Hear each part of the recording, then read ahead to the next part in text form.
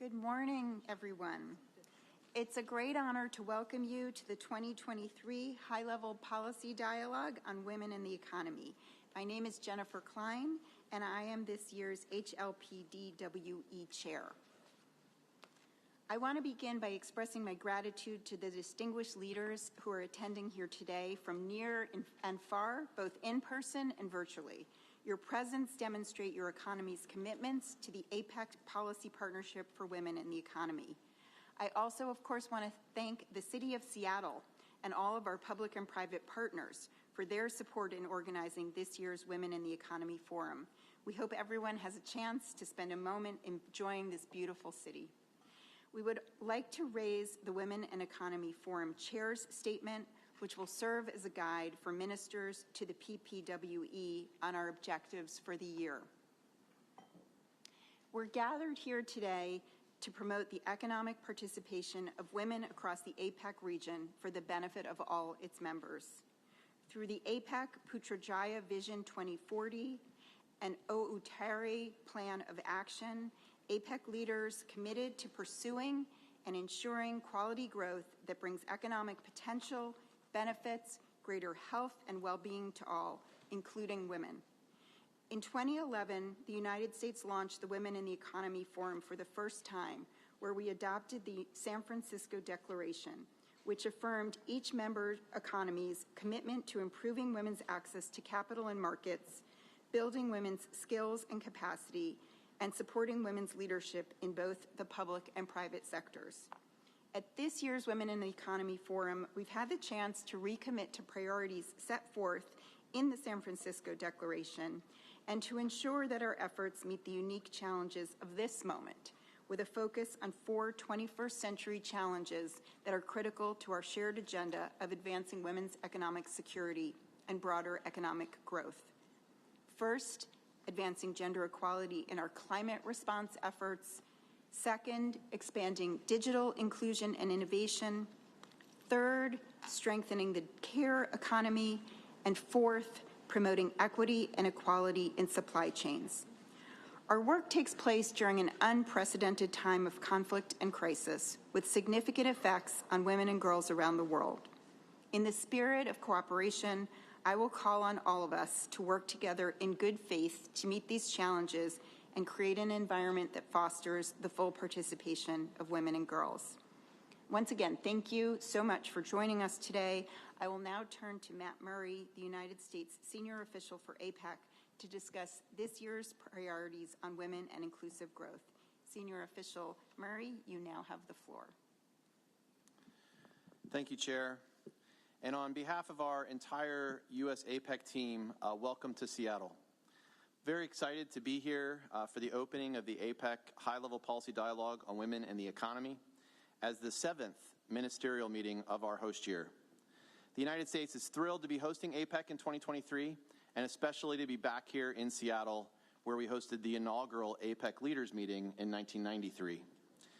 And we're very honored to be able to bring the APEC Women and Economy Forum back to the United States, 12 years after it was launched during the last U.S. host year, in order to underscore APEC's commitment to women's economic empowerment. We are pleased that the WEF has been fully incorporated into APEC and that economies have benefited from WEFs held every year since. Speaking personally, one of the highlights of my diplomatic career was attending the very first Women and Economy Forum in San Francisco in September 2011. And I consider the continuation of this focus on women's economic empowerment to be one of the most important responsibilities in my role as U.S. Senior Official for APEC. If you could bring the PowerPoint back up and go to the next slide, please. So thank you for providing us with this opportunity to discuss the U.S. host year priorities for APEC in 2023. As you know, our U.S. APEC 2023 theme is creating a resilient and sustainable future for all. Our 2023 theme aligns with the Putrajaya Vision's 3 drivers of economic growth: trade and investment, innovation and digitalization, and strong, balanced, secure, sustainable, and inclusive growth, and will help us move towards implementation of the Aotearoa Plan of Action and the Bangkok goals on the biocircular green economy model. Our 2023 host year focuses on 3 overarching policy priorities interconnected, innovative, and inclusive. As we dive into our policy priorities and areas of focus for 2023, you will see that the cross-cutting concepts of building resilience, strengthening environmental sustainability, and advancing inclusive policies are woven across our priorities and our work. Next slide, please. Our first policy priority is interconnected, building a resilient and interconnected region that advances broad-based economic prosperity. We believe that creating new connections and strengthening existing ties across the APEC region is at the heart of sustained economic recovery and will be critical to future growth and prosperity in the Asia-Pacific region. As the host of APEC 2023, the United States is building upon Thailand's important work in this area last year. This year's WEF will advance our interconnected theme through its focus on promoting equity and equality in supply chains. Next slide, please. Our second priority is innovative, enabling an innovative environment for a sustainable future. The digital economy is an important theme here in APECSOM3 in Seattle, and we're pleased to see this year's WEF also focused on expanding digital inclusion and innovation for women. Promoting women in STEM fields also remains a key area of APEC's work as we seek to expand opportunities for women in the digital economy. Next slide, please. And our third policy priority is inclusive, affirming an equitable and inclusive future for all.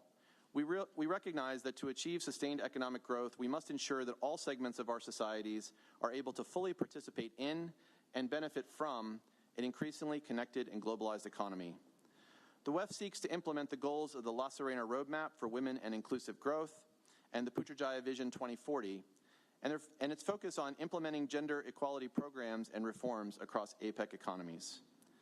The 2023 Women in Economy Forum will address important inclusion topics in discussions on advancing gender equality in our climate response efforts and strengthening the care economy. And by enabling greater potential for prosperity among underserved and marginalized people, APEC can facilitate equitable and accelerated economic growth across our region. Next slide, please. So here, you'll see the three implementation agendas for our 2023 host year, which address various challenges in a cross-cutting manner. Each agenda paper has the following common traits. They're not designed to be consensus documents. They're all based on prior APEC work streams and work towards the implementation of these work streams. They seek to leverage ministerial meeting outcomes and were designed to cut across all the ministerials, and they emphasize the importance of stakeholder engagement, especially with the private sector. So prior to SOM1, we introduced the Manoa Agenda for Sustainable and Inclusive Economies. The Manoa Agenda, inspired by the Manoa community in Honolulu, Hawaii, will continue the legacy of the U.S. APEC host year in 2011, which launched work both to promote green growth and expand economic opportunities for women in the region. Through the Manoa Agenda, the United States commits to working with other APEC economies in 2023 to build on APEC's existing commitments and work streams as identified in the Bangkok goals, as well as to consider new aspirational opportunities to further APEC's sustainability objectives. During SOM2, we introduced the Digital Pacific Agenda, which will use APEC to support the responsible design, development, and deployment of emerging digital technologies aimed to secure digital access for consumers and businesses, work with the private sector to bring underserved individuals and small businesses into the digital economy, and help shape the rules, norms, and standards that govern the digital economy. The Digital Pacific Agenda provides practical steps to implement established APEC policy goals during the U.S. APEC host year, including in support of the APEC Internet and Digital Economy Roadmap, the Putrajaya Vision 2040, the Aotearoa Plan of Action, and the La Serena Roadmap on Women and Inclusive Growth.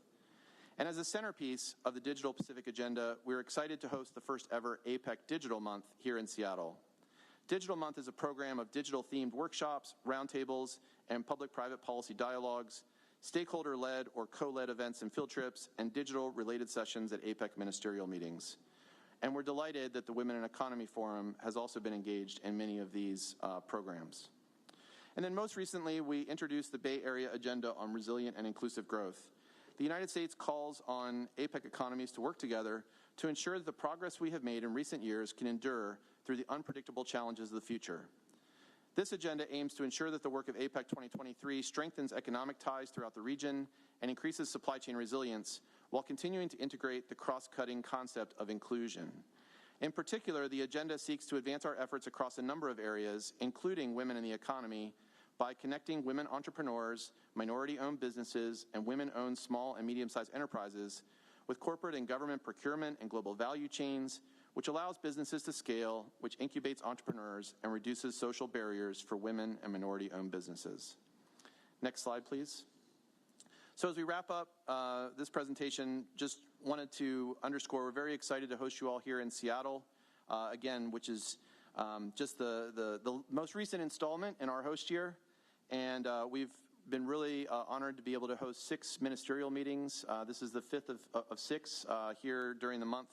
And we look forward to welcoming you all to San Francisco for APEC Economic Leaders Week from November 11th to 17th. And we will be sending out more details on APEC Economic Leaders Week to economies shortly after our meetings in Seattle conclude. So thank you again, Chair, for providing us this opportunity to give a brief overview of the host year priorities. We welcome any feedback or suggestions today from member economies or any time throughout the year on how we can further improve upon our planning. And we hope you all have an enjoyable stay in Seattle, and our U.S. team looks forward to continuing to work with each of you and your delegations. Thank you, Chair. Thank you, Senior Official Murray. We now have an opportunity to hear from the APEC Secretariat's Executive Director, Dr. Rebecca Santamaria. Dr. Rebecca, you have the floor. Thank you very much.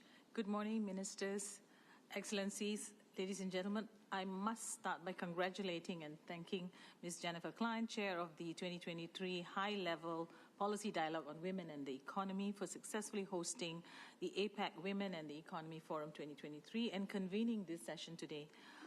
It's always an honor for me to attend this meeting because this body can drive change.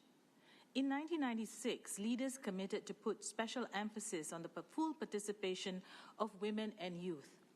Yet, it wasn't until 2011 in San Francisco, when the U.S. last hosted APEC, as we've heard previous speakers say this, that we took concrete steps towards gender mainstreaming by formalizing a platform for doing so. We established the Policy Partnership for Women and the Economy and held the first Women and Economy Forum. In 2019, in Chile, we agreed on the La Serena Roadmap for Women and Inclusive Growth, which serves to ensure that the decades of rhetoric on women's economic empowerment, which serves to ensure is translated into an actionable plan that we can track.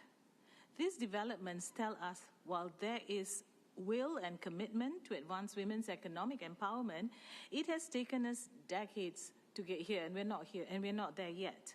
Our work shows us that there remain stubborn policy and data gaps, as well as social cultural norms that serve to take us back decades. The PPWE, under the leadership of Chantel Stratford, must be commended for ensuring that members discuss candidly the tasks at hand as we work to advance women's economic empowerment in APEC through the La Serena Roadmap Implementation Plan. It is said that what gets measured gets done. Even as we make strides in measuring the progress of women's economic empowerment through the APEC Women and Economy Dashboard, I must underline that we could do better if we had more robust, sex-desegregated data, which is key to better informed and well-targeted, tailored policy interventions. One example is in the area of unpaid care work. It is reported that women spend an average of 4 hours and 20 minutes a day doing unpaid care work, almost 3 times that spent by men. But we need data to be able to quantify this impact, not just on productivity, but also to push for factoring unpaid care work in our measurement of economic growth. Let me highlight some salient findings from the dashboard, which was undertaken by the Policy Support Unit, the APEC Policy Support Unit. The 2023 dashboard shows progress in some areas. Unfortunately, the dashboard also shows us not just that we have more to do, but that in many areas we have been standing still. Take access to credit. The good news is that more women in the region have formal financial and mobile money accounts, and we do see increased uptake in digital financial services and online platforms. However, 12 APEC economies do not have laws mandating non-discrimination in credit access based on sex. On workforce participation, we saw a significant decline in women's participation at the start of the pandemic.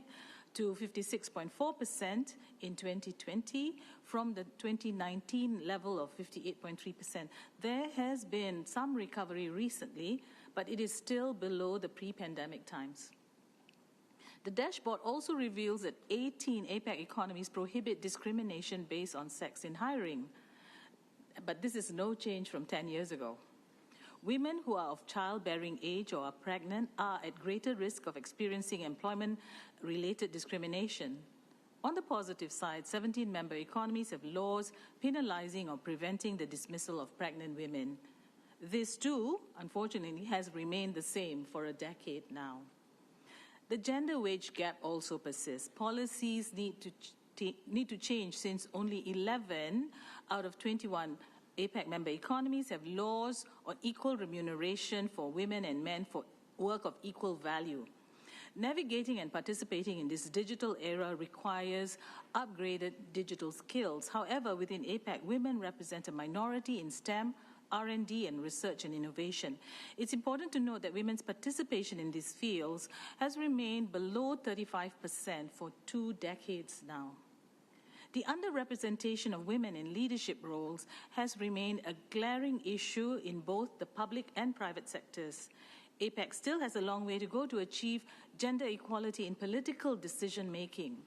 In 2022, only 27% of ministerial level and leadership positions in parliaments were held by women.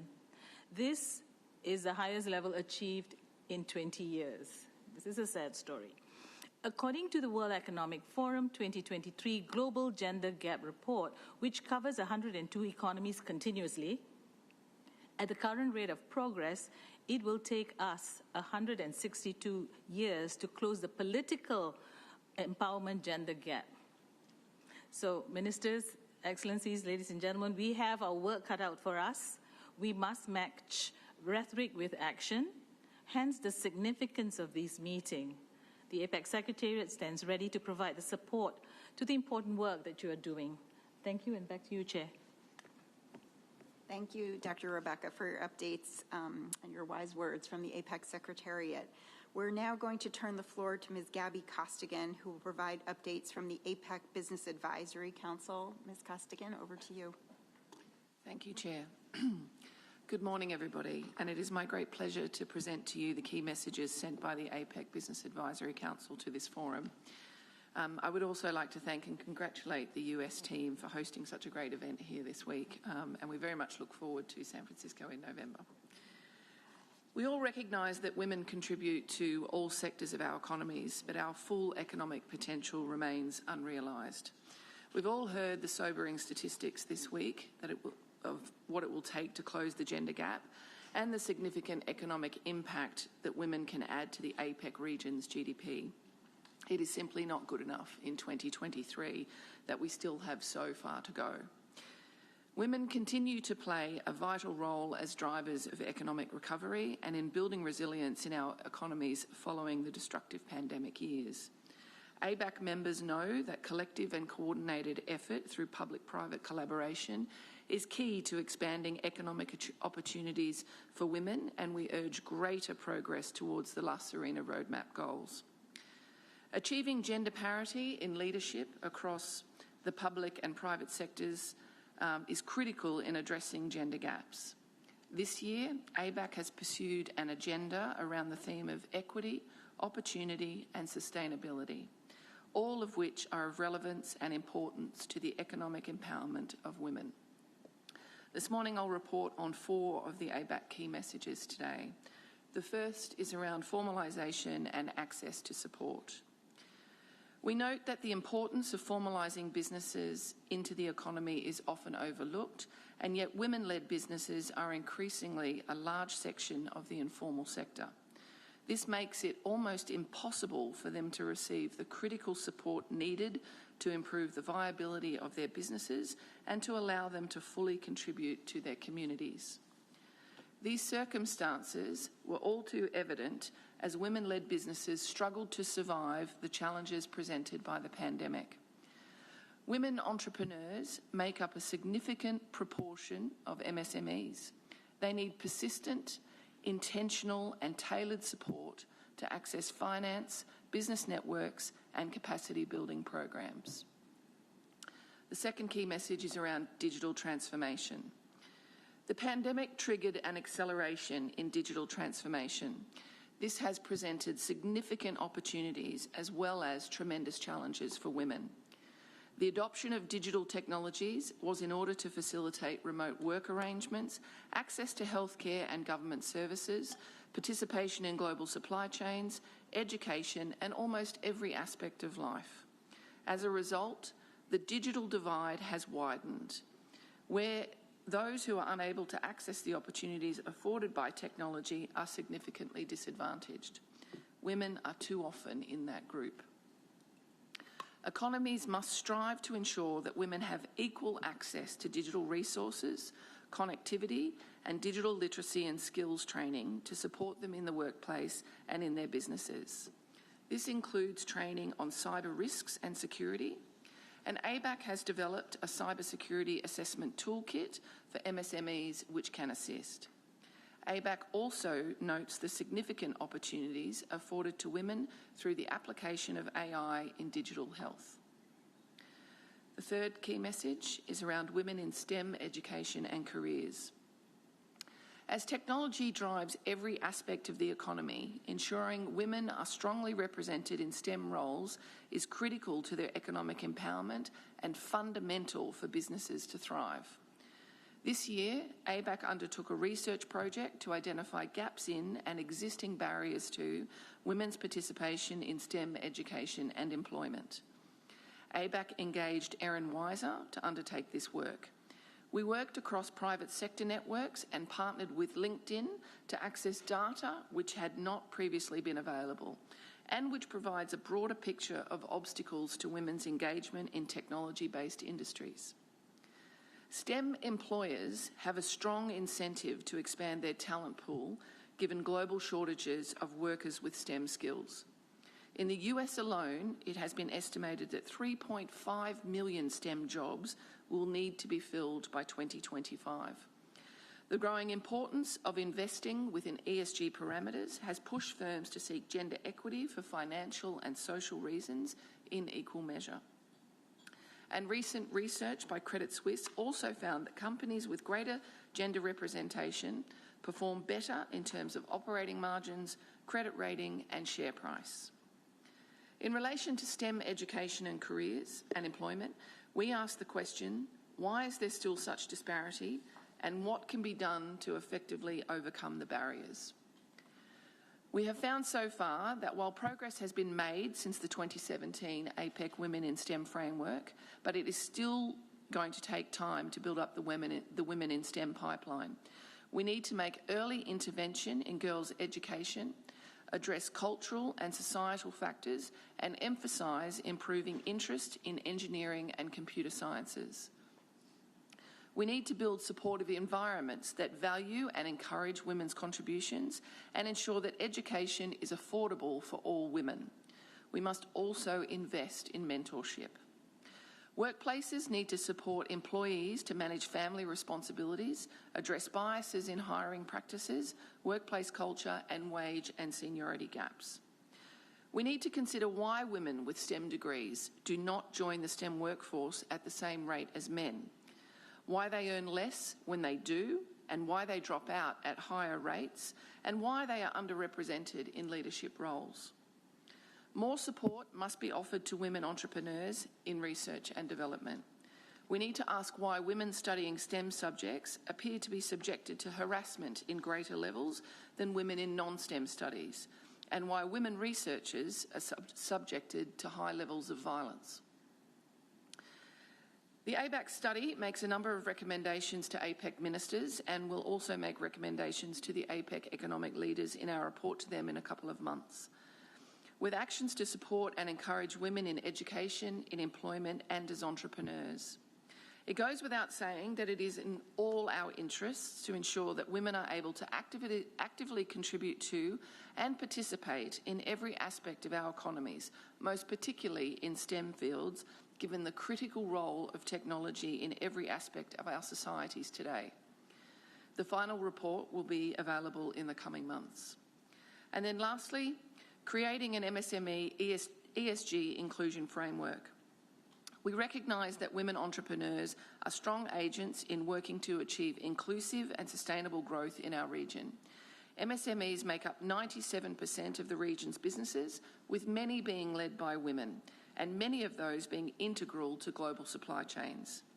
We know that women employees and women leaders in business prioritise sustainability, and that their influence and impact in achieving the UN Sustainable Development Goals can be significant. Incorporating ESG principles and practices into business is increasingly a requirement of doing business, and yet has been out of reach for many MSMEs and women-led enterprises. In recognition of this, APEC is developing an ESG inclusion framework aimed at assisting MSMEs. APEC recommends that women-led MSMEs are supported to participate in that framework. Thank you for the opportunity to present APEC's comments and recommendations to you. We look forward to continuing to work with APEC economies and to further women's economic participation in the region. Thank you. Thank you for those remarks and also for the APEC Business Advisory Council's call to action. I want to thank APEC for its letter and for sharing recommendations to advance women's economic participation ahead of this meeting.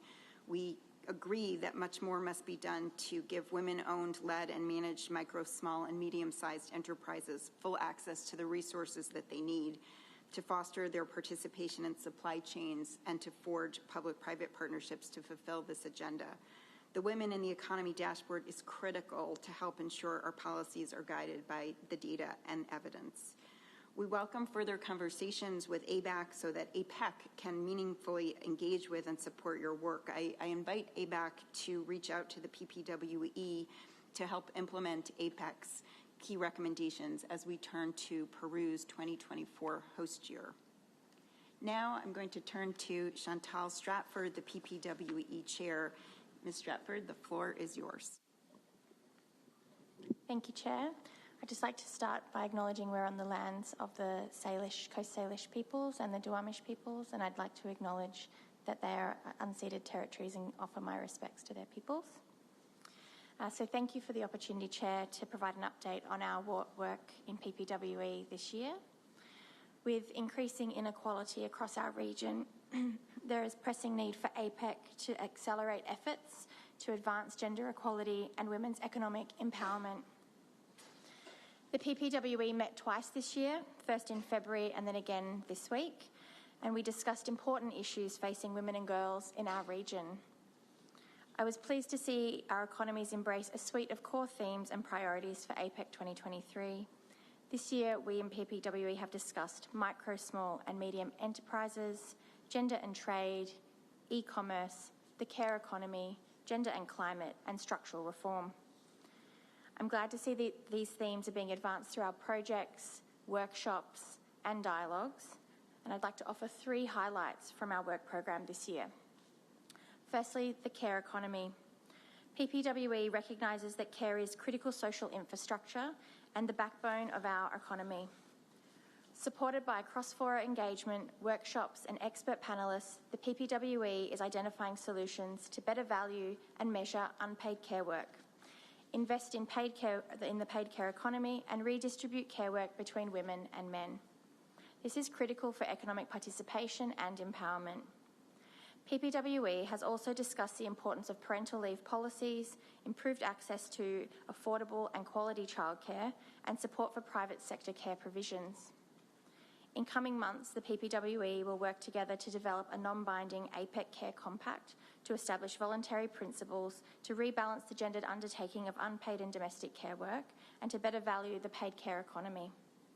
Discussions on gender segregation in the labour market and its impact on gender equality continue. The PPWE continues to advance structural reform efforts by advocating for more analysis and consideration of the different economic impacts of policies on women and men. We heard that gender equality budgeting improves the evidence for resource allocation, provides greater transparency of the impact of the budget on different groups of people, and creates better and fairer outcomes. These tools can be used to identify and fund policy measures that close these gender gaps and avoid measures that exacerbate gender inequalities. The PPWE also highlighted the need to do more to collect and better understand gender disaggregated data in our region to ensure policies do not negatively impact women and girls or continue to entrench bias and advantage in favour of male counterparts. Finally, the PPWE have been encouraging cross-fora collaboration, which is key to mainstreaming gender across APEC and learning from the lived experiences of a diverse group of people. We held important discussions on the intersection between gender and trade in a joint dialogue with the Committee on Trade and Investment and structural reform with the Economic Committee. The PPWE discussed future opportunities to collaborate with the APEC Committee on Trade and Investment, Economic Committee and the SME Working Group. As PPWE Chair, I delivered a progress update on the La Serena roadmap to senior officials on the 15th of August. APEC has made positive progress to implement the La Serena roadmap, but it is limited and incremental. We must continue to lift ambition and accelerate efforts to improve gender analysis and monitoring and evaluation measures across a variety of activities to ensure we deliver tangible outcomes for women and girls. Strong gains have been made in increasing the number of initiatives to advance women's economic empowerment across all of the roadmap's key action areas since 2021. Women's access to capital and markets continues to be our most prioritised. But more work is needed within APEC to design and implement initiatives to strengthen women's labour force participation, improve access of women to leadership positions in all levels of decision-making, support women's education, training and skills development and access in a changing world of work, and advance women's economic empowerment through data collection and analysis. When we look at the detailed analysis of progress, there are 5 areas which have seen no improvement since the last report. These include promoting women into formal work, closing the gender pay gap, improving access to decent employment, preventing gender-based violence, and countering gender stereotypes in education and skills development. These areas are fundamental to achieving gender equality and ensuring women fully participate in and benefit from the economy. These gaps demonstrate that APEC is not yet doing enough to get to the root of gender inequality, the gender norms and attitudes embedded in our institutions that continue to harm women and girls and favour men. This is evident in the minimal improvement in closing the gender gap. Prioritising the design and funding of initiatives that address these gaps will be key to achieving the roadmap's objectives. There is a lack of knowledge and use of the gender inclusion guidelines across APEC. Only 26% of initiatives report using the guidelines in project design or delivery. The Women in the Economy dashboard is better understood within APEC, but is also underutilised. I am pleased to report that the PPWE project implementation is tracking well. Outside of projects, however, there is limited effort to mainstream gender and women's economic empowerment, such as through plenary meetings and governance documents. I would like to see all working groups include a standing agenda item on gender and inclusion at our meetings, and ensure that strategic plans include commitments to advance the La Serena roadmap with measurable targets. I can see substantial opportunities for us to further mainstream gender equality across APEC. APEC is a dynamic and representative institution, and yet less than half of the APEC committees and working groups, 17 out of 43, are led by women. This means that less than half of the discussions in this very organisation are led by women. The gender bias is starker at the higher levels of leadership. All 4 APEC committees are currently led by men. We need to do better to ensure we are elevating the voices of women across APEC and reflecting their lived experiences. Implementing gender targets for leadership roles or alternating women and men serving as chair can be an effective way that economies can ensure APEC benefits from the experience and expertise of women. In closing, I would like to remind us that men and boys don't have a monopoly on brilliance. Our economies benefit from the skills, knowledge and perspectives and experiences of women and girls. However, women and girls continue to face structural and pervasive barriers in private and public spheres. In order to address these barriers, I urge economies to adopt a mainstreamed approach to gender equality, whereby gender equality considerations are a fixture of your policy making and considered at every level of decision making. I look forward to collectively adopting the WEF statement and highlighting our shared commitment to achieving gender equality. I thank the United States for a successful host year and look forward to PPWE building on this legacy in Peru's host year next year. Thank you. Thank you so much. We're now going to turn to the adoption of